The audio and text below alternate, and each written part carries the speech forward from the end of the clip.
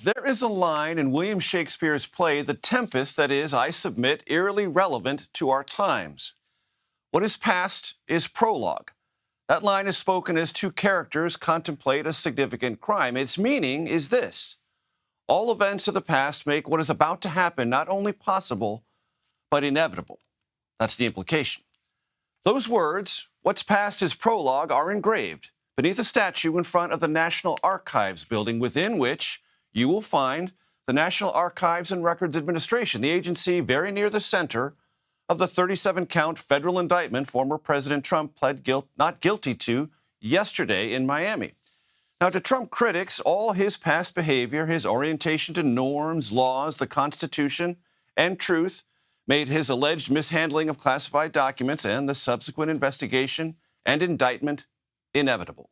To Trump's supporters, a biased legal system that assumes the worst of Trump while treating others, specifically they would say Democrats, with kid gloves, was bound to throw the book selectively at Trump. The indictment, because of this bias, they would say, thus inevitable. For both sides, what's past is prologue. The Archives building tells us of this truth. What's left is for our system of laws to adjudicate the facts and apply the law justly, while politics swirls like a tempest around it. Robert Costa and Scott MacFarlane join us now. Robert is CBS News chief election and campaign correspondent. Scott is a CBS News congressional correspondent.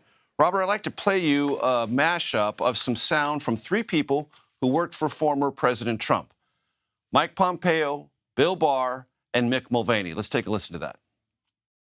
If even half of it is true, then he's toast. I mean, it's a very detailed indictment, and it's very, very damning. I think the chances of a guilty verdict are fairly high, and the chances of real jail time are pretty high. President Trump had classified documents where he shouldn't have had them, and then when given the opportunity to return them, he chose not to do that. That's inconsistent with protecting America's soldiers, sailors, airmen, and Marines. And if the allegations are true, some of these were pretty serious, important documents. Robert, evaluate those sound bites because they come from three people: Mick Mulvaney, former acting chief of staff; Mike Pompeo, Secretary of State, CIA director; and Bill Barr, Attorney General, all at the nexus of decisions about law, national security, and presidential procedure. What does that mean?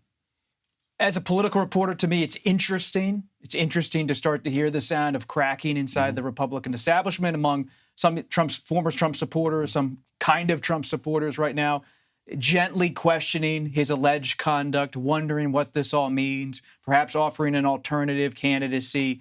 But it's only interesting because what really matters is where are Republican voters on this?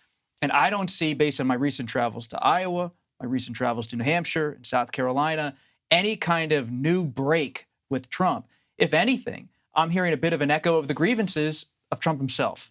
And do you think when those Trump supporters hear people who once formerly worked for the president, was chosen by him to work for him, make comments like that, do you think that might have any effect?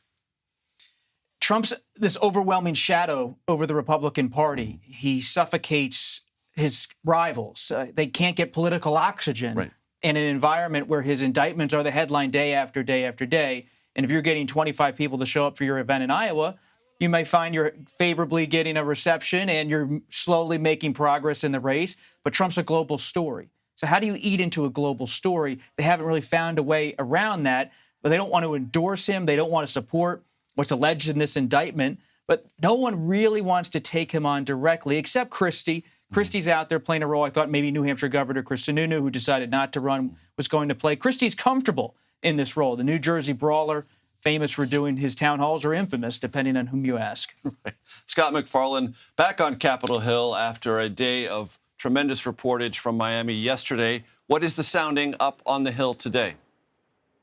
Yeah, there's reaction, as you'd imagine, to the historic American moment that unfolded yesterday. But first, a couple housekeeping things, Major. We are now checking the court docket of United States of America versus Donald J. Trump and Waltrin Nada every 5 minutes. And here's the update from the most recent 5 minutes. Nada will be arraigned June 27th. They couldn't do that yesterday. He didn't have local counsel of record. So in about 2 weeks, he may appear in person. He may appear virtually. He'll be arraigned. And we're still waiting on the next court date in this case. and a determination as to whether it's going to move from Miami to elsewhere in the Southern District of Florida. Let's put that aside. Politics here on Capitol Hill. Oh, you sure summed it up best. What's past is prologue. Fierce party line divisions on the reaction to this indictment. There are some interesting statements coming out of Senate Republicans, but they speak more about practicalities than principles. Some Senate Republicans, including John Thune, saying there's an electability issue here, that Donald Trump lost the last few election cycles for Republicans and is poised to do the same next year if he's the nominee. In the U.S. House, let me let you listen to two different Virginia members of Congress. They have neighboring districts. Just listen to the divide right down party lines. As a former CIA case officer, I used to collect classified information, or the information that flowed into classified reports. I collected the information. It was never mine. It belongs to the United States government. And I think any fair-minded person recognizes that the charges against President Trump are politically motivated. We've never treated another president, previous president, to this degree. It's been very common, Presidents leave the White House, that there's negotiations, discussions back and forth about materials that are taken from the White House. That happened with President Obama, happened with President Clinton, and yet we're trying to make, I guess, some kind of a political example out of President Trump. I think the polls are overwhelmingly demonstrated most Americans believe it's politically motivated. I think it is as well. So that politically divisive debate continues, but here's one thing everybody agrees on. This is consuming the news cycles, the political news cycles here on Capitol Hill. Donald Trump is still casting a shadow over everybody else in federal government. I want to play for Robert and you, Scott, a new sound today from the Attorney General, Merrick Garland, about this question of political motivation and Jack Smith, the special counsel. Let's take a quick listen. As I said when I appointed Mr. Smith, I did so because it underscores the Justice Department's commitment to both independence and accountability. Mr. Smith is a veteran career prosecutor. He has assembled a group of experienced and talented prosecutors and agents who share his commitment to integrity and the rule of law. And Robert, to your point from a moment ago, I was in Bedminster last night, and I can tell you that it is, in two instances, more capable for the former president and his political apparatus to draw a larger crowd for a post-indictment cocktail party than it is for some Republicans to gather a crowd in Iowa or New Hampshire. That might be major, but I think the news today is fascinating because, I sometimes take a walk around Georgetown to go look at where JFK used to live, and that famous moment after he wins the presidency in 1960, he opens the door to tell the reporters who his next attorney general is going to be, and he says, "It's Bobby." And he just whispers it because he doesn't want to make a big deal out of it, because he knows the Justice Department at the end of the day is an independent law enforcement institution within the federal government that has a presidential appointee in the attorney general, but it operates independently. There's always been a healthy tension between the presidency and the Justice Department in our system. But it's important for Garland, in his view, based on our reporting, to get out there and underscore that this is an independent investigation, not being led by Biden. But Trump, as you were there last night, he keeps hammering his false claim that this is an investigation that's in some way being directed by Biden. Driven by the president for political reasons. Scott, any other reactions of note that you heard today on Capitol Hill after yesterday's historic developments in Miami? There's a lot of questions being asked to us by people on Capitol Hill, knowing we were there at the courthouse yesterday, about what is the timetable for all this.